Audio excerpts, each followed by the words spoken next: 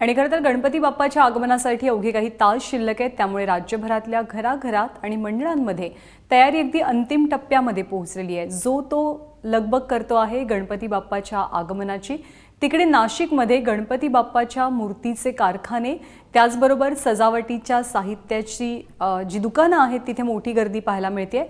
ही सगळे साहित्य घेण्यासाठी सजलेली दुकानं इथे मोठी गर्दी होते आहे सर्व लोकांची, कारण घरी गणरायाचं आगमन होत आहे। तर दुसरीकडे रस्त्यावरच्या खड्ड्यांचा बाप्पाला त्रास होऊ नये म्हणून भाविकांनी मूर्ती घेऊन थेट रेल्वेनेच प्रवास करण्याचा निर्णय घेतलाय। त्यामुळे गणपती बाप्पालाही सर्वसामान्यांप्रमाणे ट्रेनमधनं प्रवासाचा अनुभव घेता आला। खरं तर रायगडमध्ये मूर्ती घेण्यासाठी आलेले भाविक ट्रॅफिक आणि खड्डे चुकवण्यासाठी रेल्वेने मुंबईकडे निघाले। मात्र रेल्वेचं वेळापत्रक कोलमडल्यामुळे ट्रेन तब्बल 1.5 तास उशिराने धावतात। त्यामुळे विघ्नहर्त्याला घरी घेऊन जाताना वेगवेगळ्या विघ्नांचं आव्हान या गणेश भक्तांना पेलावं लागतंय।